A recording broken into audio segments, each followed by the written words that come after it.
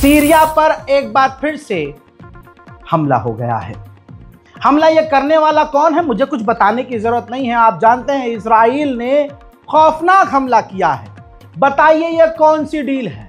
यानी आज का जो राष्ट्रपति है सीरिया का जोलानी, वो पूरी तरह से अपने हिजड़ेपन की दास्तां बयां करते हुए इजराइल को अपनी जमीनें दे चुका है। अमेरिका और इजराइल की तमाम बातें मानता हुआ गुलामी कर रहा है। लेकिन फिर भी इजराइल, सोचिए, फिर भी इजराइल सीरिया पर खतरनाक हमले कर रहा है। एयर स्ट्राइक जो उसने सीरिया में किया है, बस उसके कुछ मंजर देख लीजिए आप, जो अभी ताज़ा आए हैं।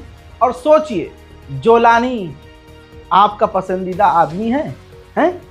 अपने आप से पूछिएगा, क्या ये जोलानी ईमान वाला है? देखिए,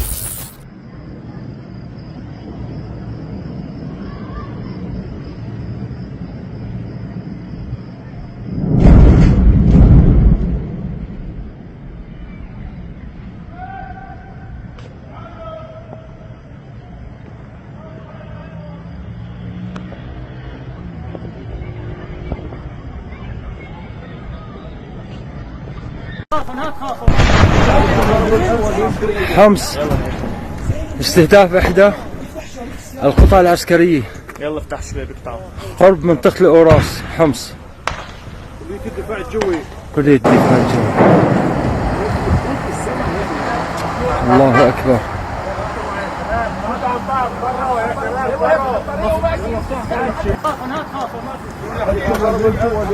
حمص استهداف إحدى القطع العسكرية.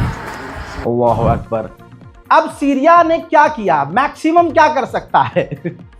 निंदा की निंदा कि इजराइल ने जो हमारी सरजमीन पर हमला किया है हम उसकी निंदा करते हैं। यह है औकात आपके जोलानी की। वो जोलानी जिसने गोलान हाइट इजराइल को दे दिया, वो जोलानी सीरिया के अलग अलग इलाकों को वो इजराइल को देने को तैयार है। वो जोलानी जिसका स्वायदा का इलाका और वहां स्वायदा में रहने वाले लोग पूरी तरह से इजराइल के समर्थन में और कह रहे हैं कि यहां कब्जा कर लो। ना वो स्वायदा को कंट्रोल कर पा रहा है, ना बॉर्डर के इलाके को कंट्रोल कर पा रहा है आपका जोलानी। जो बंदा आतंकवादी संगठनों का लीडर हुआ करता था, दुनिया से छुपता फिरता था, उसको आप किसी देश का राष्ट्रपति बना दोगे तो भाई वो तो लग्जरी लाइफ एंजॉय करेगा ना फटीचर। वो क्या करेगा? वो अपनी मतलब लेविश लाइफ जिएगा, सूट बूट टाई लगा के घूमेगा, याशी करेगा और क्या करेगा। मिडिल ईस्ट में आतंक इजराइल का है, लेकिन नाम जबरदस्ती दूसरे देशों का लिया जाता है, खासकर ईरान का। सीरिया पर तो इजराइल ने हमला किया ही, लेबनान के साथ तो इजराइल का सीज फायर है, एग्रीमेंट है। लेकिन ये कैसा एग्रीमेंट है? इजराइल ने सीरिया के बाद लेबनान पर हमला किया। इस आतंकी हमले में सीरिया के 5 लोग मारे गए हैं, बेगुनाह। देखिए,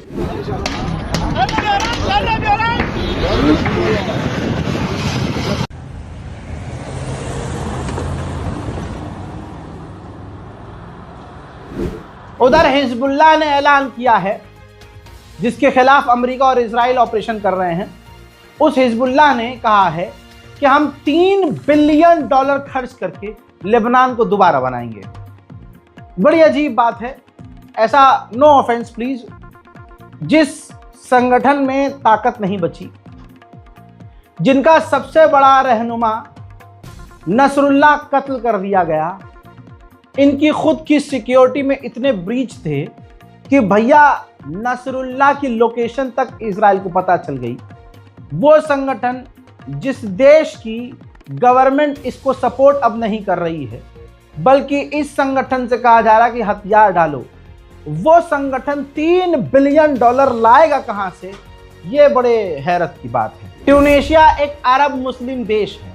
आज जितने भी अरब देश हैं सब अपनी मदर सिस्टर एक करवा के इजराइल का सपोर्ट कर रहे हैं। ट्यूनीशिया के समुंदर के इलाके के करीब ही जो ये समुद्री काफिला गाजा जा रहा था, फ्लोटिला, जिस पर ड्रोन हमला इजराइल ने किया, तो यह ट्यूनीशिया की जिम्मेदारी थी कि उसके इलाके में ड्रोन हमला किसने किया। तो अब ट्यूनीशिया ने क्या कहा? ट्यूनीशिया ने जवाब दिया कि भैया ये कोई ड्रोन स्ट्राइक नहीं था, ये तो सिगरेट की आग थी, किसी ने सिगरेट फेंकी थी। अब ट्यूनीशिया इस हरामी से कोई ये पूछे कौन सा वो इंसान था जो आसमान में जहाज या हेलीकॉप्टर पर बैठा हुआ सिगरेट पी के नीचे फेंक रहा था, या फिर नीचे से कोई सिगरेट ऊपर कौन उछाल रहा। मतलब आप अरब को देखिए, अरब के पास दिमाग तो है नहीं, अल्लाह ने पैसा दे दिया। अब इनके पिछवाड़े में डर यह है कि अब भाई हर जगह डेमोक्रेसी है और इसके नाम पर जो है हमारी कुर्सी ना छिन जाए, तो चलो इजराइल और अमेरिका की बात मानते हैं और अपनी सरकार बचा कर रखते हैं। ट्यूनीशिया ने पूरी तरह से इजराइल को बचाया ये कहते हुए ये कोई अटैक नहीं था, लेकिन चश्मदीद जो उस नाव पर सवार थे वो ये कह रहे हैं कि काफी देर से ड्रोन उड़ने की आवाज हमारे ऊपर आ रही थी और उसके बाद ड्रोन ने हम पर हमला किया। ये रहा video. So a drone clearly about 4 meters above my head called someone. We were looking at the drone just above our heads really. It stopped close to us and then moved slowly to the forward part of the ship and dropped what was obviously a bomb on the forward part of the deck. There was a huge explosion, lots of fire, big flame. It's a small or big? It had Small or big one? The drone. The drone. Small or the big? drone. Number one. This size, more or less. I don't know if that's normal or not, but it was a drone carrying a bomb. It dropped the bomb on a pile of life jackets. There was a big flame that we had to fire. Can we just be absolutely certain about this? Because there's a lot of people in the port who were saying that they didn't see an explosion, they only saw a fire. Can we be absolutely certain that this was a drone attack? Let me be clear, 100%. उधर दोस्तों आगे बढ़ते हैं। हुतीज ने एक बार फिर से Israel की तरफ एक ड्रोन छोड़ा। वो ड्रोन इजराइल तो पहुंचा नहीं, लेकिन इजिप्ट के सनाई में ये गिर गया। मेरा मानना ये है ये गिरा नहीं है, ये हराम के पिल्ले इजिप्ट ने ही मार कर गिराया होगा। कुछ दिन बाद ये रिपोर्ट सामने आ जाएगी। इजिप्ट क्योंकि खुद गद्दार है, इजिप्ट के राष्ट्रपति जो हैं खुद इजरायली अपनी पत्नियों के साथ कमर में हाथ डाल के मौज मारते हैं। यह आदमी कैसे मतलब इजराइल के विरोध में कुछ सिर्फ सेना तैनात कर दी है, इसका मतलब ये नहीं है कि वो इजराइल के साथ नहीं है। ऐसे कैसे, मतलब इजराइल के करीब पहुंच गया ड्रोन हुतीज का, लेकिन बस बॉर्डर के पास ही जाकर गिर गया दूसरे देश में। ऐसे कैसे हो सकता है? जाहिर सी बात है इजिप्ट ने ही मदद की है। ऐसी हमने बहुत सारी खबरें सुनी हैं, देखी हैं कि जब जंग होती है, खासकर जब ईरान ड्रोन स्ट्राइक करता है या इजराइल पर हमले करता है, तो सारे हमलों को 90% मिसाइल और रॉकेट को ये अरब देश जॉर्डन, इजिप्ट ये सब रोक देते हैं। अब बर्तानिया का नंगापन देखिए। ब्रिटेन ने कहा कि इजराइल कोई भी जेनोसाइड नहीं कर रहा है, जहां बड़े बड़े देश ये कह रहे हैं। दुनिया की तमाम तंजीमें और ऑर्गेनाइजेशन, ह्यूमन राइट ऑर्गेनाइजेशन ये वेरीफाई कर चुकी हैं कि इजराइल जेनोसाइड कर रहा है। वहां ये बर्तानिया की सरकार ने कहा कि इजराइल कोई भी जेनोसाइड नहीं कर रहा है, लिहाजा हम F-35 फाइटर जेट के पार्ट्स इजराइल को दे सकते हैं, बेच सकते हैं।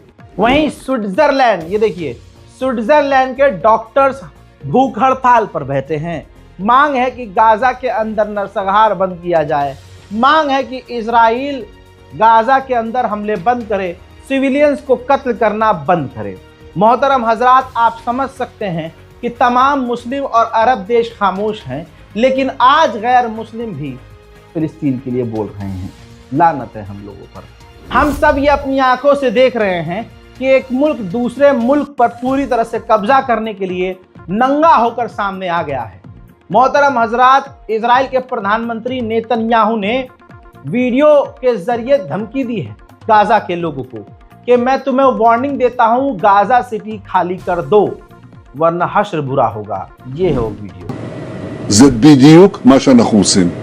ביומיים האחרונים 50 מגדלים כאלה נפלו. חיל האוויר הוריד אותם. עכשיו כל זה רק מבוא, רק ספתח לפעולה העצימה העיקרית. וזה תמרון קרקעי של כוחותינו שמתארגנים עכשיו ומתכנסים לתוך העיר עזה. ולכן אני אומר לתושבי עזה, אני מנצל את ההזדמנות הזאת ותקשיבו לי טוב. ראו הוזהרתם. צאו משם. ठीक इसी तरह से इजराइल के विदेश मंत्री ने कहा कि हम कोई भी स्टेट जो फिलिस्तीनी स्टेट मांग की जा रही है, हम इसको घोषित नहीं होने देंगे और हम रिजेक्ट करते हैं। We completely reject the current attempts to force Israel to accept a Palestinian terrorist state in the heart of our tiny land. It will not happen those terrorists came this morning from the PA territories. And the establishment of such a terrorist state would have one goal only: the elimination of the state of Israel. हूथीस के drone लगातार Israel पहुंच रहे हैं और उन drone को रोकने के लिए इजराइल अपने हेलीकॉप्टर्स उड़ा रहा है. זה מסוקים מעל הגוש, ככה זה נראה עם ביתר. הנה הזקה הגיעה. בעלה. כל זה מכתבם.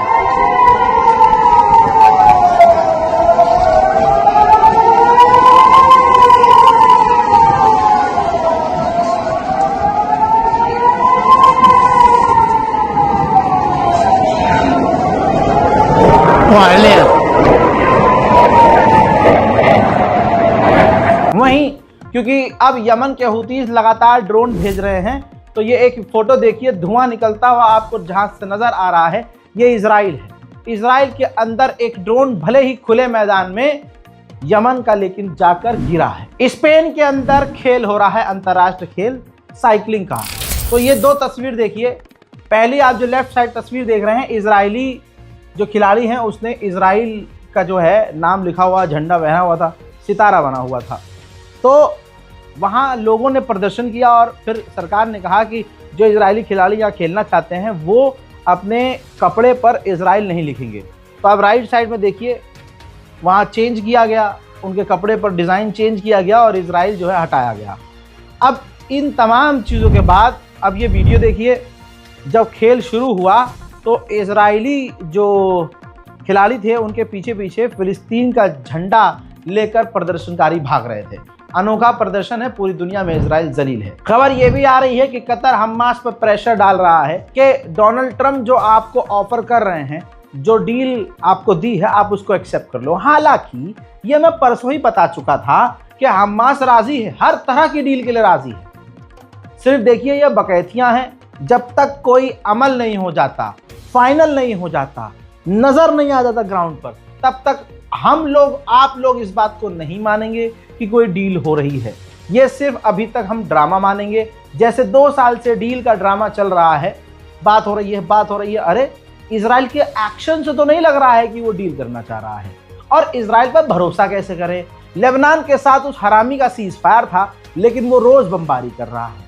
तो अगर ऐसा सीज फायर इजराइल करता है तो भैया सीज फायर नहीं चाहिए. अब मैं ये क्यों कह रहा हूं कि सरकार भले ही, किसी देश की सरकार भले ही इजराइल के साथ हो, लेकिन जनता इजराइल के साथ नहीं है. जर्मनी खुलकर इजराइल के साथ है. अब जर्मनी के अंदर एल्बिट नाम की कंपनी जो हथियार बनाती है इजराइल के लिए, उसकी फैक्ट्री में, तस्वीर देखिए, उसकी फैक्ट्री में एक्टिविस्ट घुस गए और घुसने के बाद उन्होंने बड़ी बड़ी मशीनों को तबाह कर दिया और काफ़ी तोड़फोड़ मचाई. ये अंतर्राष्ट्रीय एक्टिविस्ट थे जो जर्मनी के थे और भी बहुत सारे थे. सब घुसकर उस एल्बिट फैक्ट्री के अंदर बड़ी तबाही मचा देते हैं. आइए अब वेस्ट बैंक की तस्वीर दिखाता हूं. ये देखिए, जब फिलिस्तीनियों को इजरायली सेना ने बुरी तरह से घायल कर दिया और घायलों को जब एम्बुलेंस ले जाने लगी अस्पताल, तो इजराइल के सैनिकों ने उस एम्बुलेंस को भी रोक दिया. ये बहुत बड़ी बात नहीं है, ये उसके लिए आम बात है. इजराइल जो कर रहा है वो दुनिया में ना आज तक किसने किया है, ना आज के बाद कोई करेगा.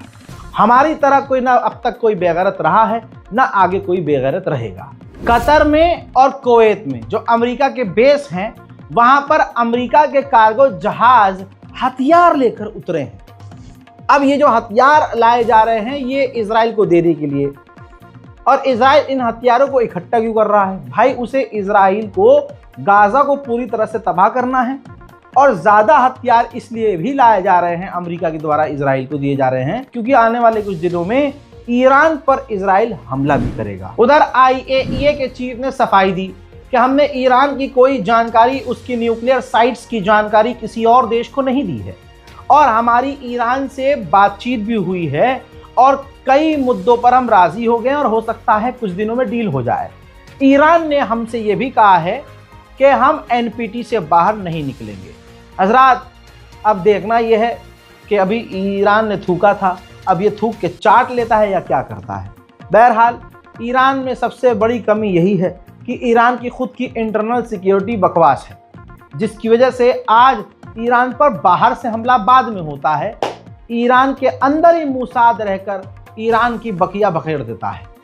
ईरान को अपनी इंटरनल सिक्योरिटी को मजबूत करना पड़ेगा, उसके बाद बकैती करे तो समझ में भी आएगा। बताइए, ईरान IAEA से डील करने को राजी है, जबकि IAEA ईरान के मुंह में मूत रहा है। कैसे?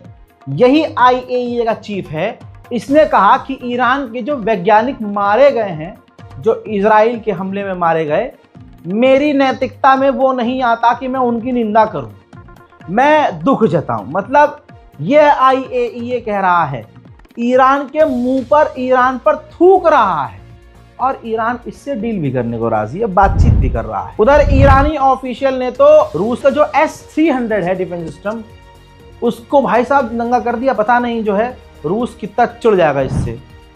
हजरात, ये ऑफिशियल हैं ईरान के, इन्होंने कहा कि 12 डेज जो वॉर हुई, 12 दिन की जो जंग चली, उसमें ये जो S-300 था रूस का हमारे पास, उसने एक भी निशाना सटीक नहीं लगाया, कोई हमला इजराइल का नहीं रोक पाया। वहीं ईरान ने किया है ऐलान कि यूरोप यूनियन कमेटी से चल रही है बेहतरीन बातचीत, बहुत जल्द होगी हमारी मुलाकात। ईरान पूरी तरह से यू टर्न पे आ चुका है, जिसे हमारे यहाँ कहते हैं थूक के चाटना।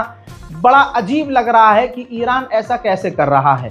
रिपोर्ट यह है कि ईरान ने ऐसा यू टर्न मारा है कि ईरान ने अब ये भी कह दिया है कि यूरोपीय यूनियन से कि जो हमारा एनरिच यूरेनियम है, जो हमने यूरेनियम बढ़ाया हुआ है, उसकी जानकारी भी हम आपको देने को तैयार हैं। लेकिन ईरान जो खतरनाक तरीके से यू टर्न मारा है, और जिसे कहेंगे भैया हाँ भाई ईरान ने तो सीन कर दिया, धोखा दे दिया, बस निकल गई हवा, देखिए इसके पीछे की वजह भी सामने आई है। उधर मैं आपको बता दूं कि EU से बढ़िया बातचीत ईरान की चल रही है। UN के अंदर यूरोपीय यूनियन का बेहतरीन रोल है। अब जो UN और यूरोप ने और अमेरिका ने खतरनाक पाबंदी ईरान पर लगाई है, कहा जा रहा है कि यूरोपीय यूनियन और ईरान की जो बेहतरीन बातचीत चल रही है, उसका फ़ायदा ये है आपकी स्क्रीन पर। खबरों में यह है कि बातचीत अच्छी चलने की वजह से UN के अंदर एक ऐसा ड्राफ्ट तैयार किया जा रहा है यूरोप यूनियन के ज़रिए और भी कई देशों के ज़रिए कि ईरान के ऊपर से परमानेंट जो बैन है, जो पाबंदियां हैं, वो हटा ली जाएं। ये है ईरान इस सब चीज़ों के लिए ये सब कर रहा है। भाई अगर UN के अंदर से, UN के द्वारा, यूरोपीय यूनियन के द्वारा जो पाबंदियां ईरान पर लगी हैं, वो परमानेंट हटा ली जाएं, क्योंकि परमानेंट हटाने की बात हो रही है। परमानेंट अगर हटा ली जाए तो ईरान को इतना फ़ायदा होगा कि कभी भी ईरान को इतना फ़ायदा पहुंचा ही नहीं है। तो ठीक है भाई, अगर ये हासिल करने के लिए ईरान यू टर्न मार भी रहा है, तो भाई वो ईरान अपना फ़ायदा देख रहा है। वहीं ईरान की मिनिस्ट्री ऑफ वाटर सप्लाई ने कहा है कि ईरान के पास जो 5 बड़े डैम हैं, वो पूरी तरह से सूख चुके हैं। तेहरान में एक कतरा उसमें पानी नहीं है। उसके अलावा जो 19 डैम और हैं, उसके अंदर टोटल 15% पानी है। यानी पूरा ईरान इस वक्त पानी की किल्लत से दो चार है, और इसी वजह से ईरान की हालत अंदर ही अंदर और ख़राब है। उधर ईरान के राष्ट्रपति का कहना यह है कि अगर तमाम मुस्लिम देश यूनाइट हो जाएं, एक साथ हो जाएं, तो इजराइल कुछ नहीं कर पाएगा। बात हकीकत है। UAE और सऊदी अरब ने सिर्फ एक झटका दिया इजराइल को, सुनो भाई, हम अब्राहम अकॉर्ड से बाहर हो जाएंगे।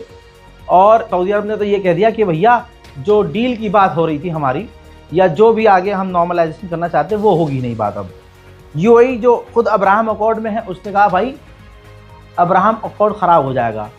तो इजराइल ने तुरंत नरमी दिखाई और इजराइल की हवा टाइट हुई। तो 2 अगर अरब देश मिल जाते हैं तो इतना बड़ा रिजल्ट सामने आता है। तो अगर सारे अरब देश मिल गए और इजराइल के ख़िलाफ़ हो गए, तो अमेरिका और इजराइल की 11 मिनट में ऐसी की तैसी हो जाएगी। उधर ईरान अपनी सेना को और देश की सुरक्षा को और सैनिकों की ताकत को बढ़ाने के लिए 5.5 बिलियन यूरोस की घोषणा कर चुका है। संसद में बिल पास हो गया है कि अपने आप को मजबूत करने के लिए, देश की सिक्योरिटी को मजबूत करने के लिए ईरान अपने सिक्योरिटी पर, सेना पर, हथियारों पर 5.5 बिलियन यूरोस खर्च करेगा। बहुत बड़ी खबर बता रहा हूं, और ये इस सेक्शन की आखिरी बड़ी खबर है, ध्यान से सुन लीजिए। अमेरिका का रिटायर्ड जनरल खतरनाक कई पोजीशन में ये रह चुका है, चैनल पर आकर लाइव बता रहा है कि अगर दोबारा इजराइल और ईरान जंग होती है तो इजराइल के लिए ईरान बड़ा खतरा होगा, क्योंकि ईरान इजराइल को मिटाना चाहता है। ऐसे में बीबी यानी इजराइल का प्रधानमंत्री नेतन्याहू अपने मुल्क को बचाने के लिए परमाणु ईरान पर दाग सकता है, और अगर ऐसा हुआ तो पूरी दुनिया के हालात बिगड़ जाएंगे। वहीं ये इजराइल परमाणु इसलिए ज़रूर इस्तेमाल करेगा क्योंकि उसके अस्तित्व की बात होगी, और वो इजराइल जिसके पास आज की तारीख में 90 से 200 परमाणु बम हैं। तो दोस्तों, इस रिपोर्ट को शेयर कीजिए, अपनी राय कमेंट में ज़रूर लिखिए, रिपोर्ट को शेयर ज़रूर करिएगा। और तो और भैया, कॉपीराइट में देता नहीं हूँ, बस आपको मेंशन करना है फेसबुक पर हमारा पेज, अगर आप फेसबुक पे पोस्ट कर रहे हैं, किसी यूट्यूब चैनल पर या कहीं और सोशल मीडिया पर अगर आप हमारे वीडियो को निकाल कर डाउनलोड करके पोस्ट कर रहे हैं, तो आप ओरिजिनल क्रेडिट डिस्क्रिप्शन में हमारे चैनल का लिंक डाल दीजिएगा। और फेसबुक पर जहाँ भी आप फेसबुक, इंस्टाग्राम, कहीं भी फ़ोटो और वीडियो हमारी अपलोड कर रहे हैं तो भैया ओरिजिनल आईडी का मेंशन करना ज़रूरी है। अगर ओरिजिनल आईडी आपने मेंशन की है, ओरिजिनल अकाउंट आपने मेंशन किया है, तो कोई कॉपीराइट आपको हम नहीं देंगे। जय हिंद।